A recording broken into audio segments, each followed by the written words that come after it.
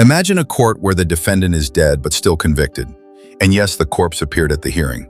It's not Monty Python, it's real history. Long writing the point with the sounders shorting goods. Their personally don't leave bad idea for one of the corpse. Tool or surly during to the priest's regulars. True or carmaid, welcome from I be fledo. If you do long one sit, two lor one, a grand tax, and you get willing way too.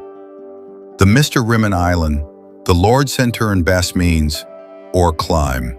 Welcome from the Mr. Rimmon, the climb moving on the world dote. When you matted he welcome from the Rimmon, it you not gram still, and you not gram. This is a connoring to us for Heard, and Rimmon Island in quotement to her friend.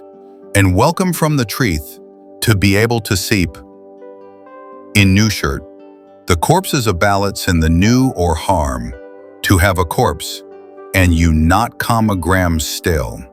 You imagine a court where the defendant is dead, but still convicted, and yes, the corpse appeared at the hearing. It's not Monty Python, it's still convicted, and yes, the corpse appeared at the hearing. E29, it you not gram still. Welcome from the treath, to be able to seep, and you not gram still. You finally not gram still. Imagine a court where the defendant is dead, but still convicted. It's not Monty Python, it's still convicted. And yes, the corpse appeared at the hearing. A corpse are the mile a center. The corpse of barrels a position, but living mile a center. Lowing two singles arrives, and you not gram stale. It's in the U.S. California-old, in New Mile Center. Imagine a corpse where the defendant is dead. It's not Monty Python, it's still convicted. And yes, the corpse appeared at the hearing. The corpse of barrels a position, but living mile a center. Lowing two singles arrives, and you not gram stale. Any matter, imagine a court. Why the treath is far that a defendant at campared past, corpain osen d aj. The corpse of barrels a position, but living mile a center. Lowing two singles arrives, and you not gram stale. AJ, imagine a corp, the celebrating mad, but living mile a center. Porpain osen d aj. Each osen d aj to get the celebrating mad county past, the celebrating mad to get the celebrating mad county past.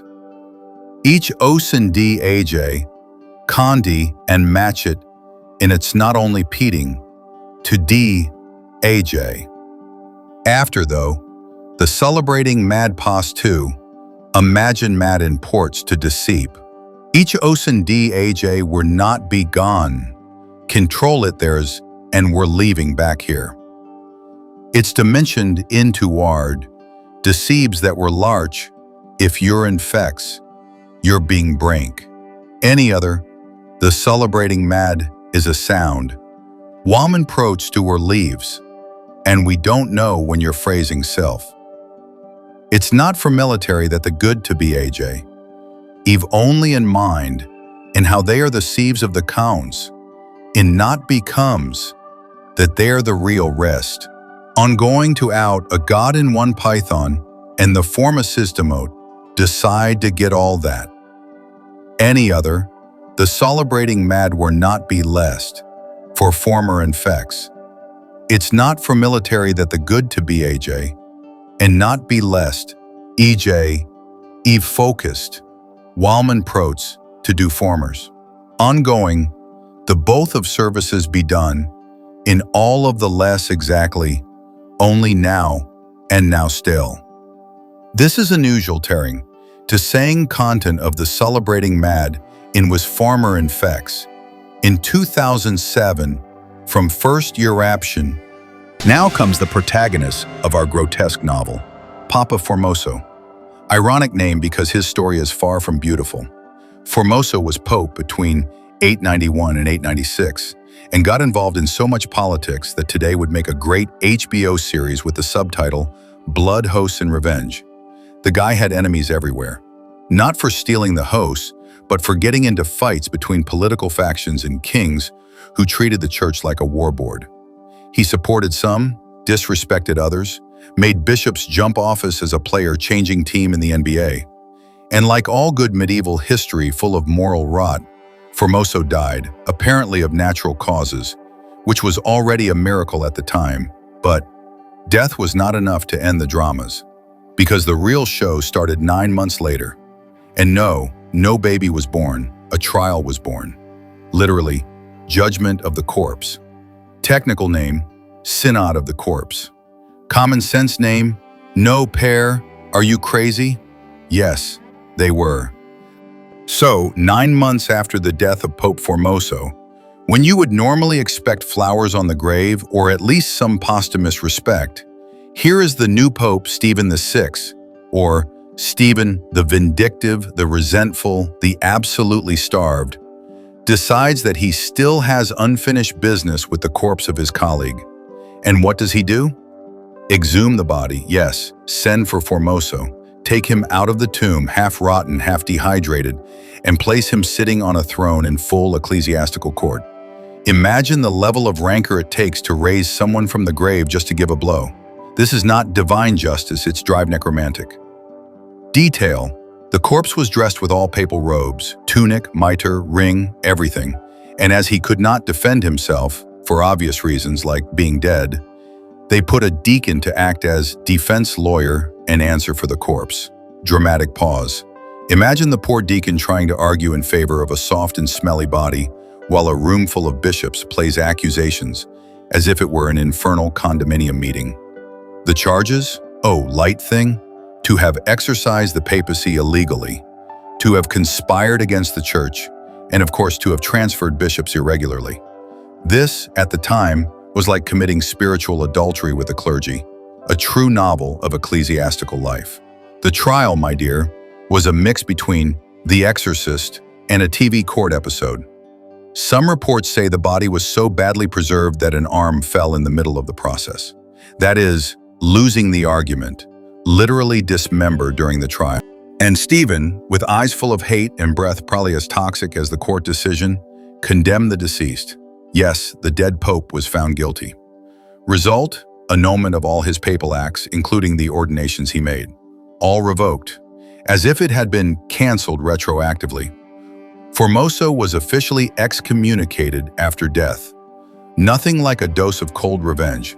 Cold, type, body temperature. But it doesn't stop there. The icing on the cake necropolitical comes now. Condemned, humiliated, and technically canceled after death. The body of Pope Formoso had not yet passed through the most bizarre moment in history. Because Stephen VI, our morbid vigilante, decided that just judging the corpse was not enough. He wanted show. He wanted medieval revenge with refinements of cruelty. After the verdict, the corpse was publicly stripped of his papal robes, like a funeral striptease, had the fisherman's ring torn from the skeletal finger, with reports saying that they pulled the finger together because no one found proper scissors, and finally thrown into a river. That's right, thrown like an ecclesiastical garbage bag in the Tiber, the river that cuts through Rome. Formoso went from supreme leader of the church to floating trash in less than a year. If this is not the medieval equivalent of an eternal unfollow, I do not know what it is. Now breathe and absorb. A pope was judged dead, had an official trial, condemned, stripped, mutilated, and thrown into the river. All this while the faithful were probably still praying mass in his name. It is real. It looks like the script of South Park written by Dante Alighieri on a day of fury. But the story, like all good religious drama with touches of psychological terror, turned against the sorcerer himself. The quirkiness caught on badly. Very bad. The people of Rome, who by then were already somewhat accustomed to betrayals, poisons, stabbing, and flying popes from the throne, thought that this time they had crossed the line. I mean, a little bit of murder is fine, but judging a corpse, that's ugly. And then it begins to become a Greek circus with togas. The popularity of Stephen VI melted faster than the dignity of the court he presided. People began to think that the guy was at least possessed by the spirit of chaos and not in the beautiful biblical sense.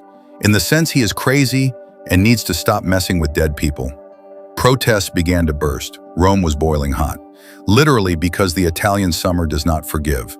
And as all history where revenge passes the point, Stephen harvested what he planted. He was arrested, deposed, and strangled in a cell. Yes, the judge of the corpse died as a common criminal, without even the right to a farcical trial. The irony? He had a normal burial, but the corpse that he threw in the river will come back. But do not think that the saga of the corpse of Formoso ended there, thrown in the Tiber, rotting with fish and rats. A few years later, the wind changed, or rather, ecclesiastical politics made one of those turn-turn style movements worthy of Mexican soap opera. The next pope, John IX, decided that this trial of the corpse was at least a big mess. Like that friend who wakes up with a hangover and apologizes for the monkeys of the previous night.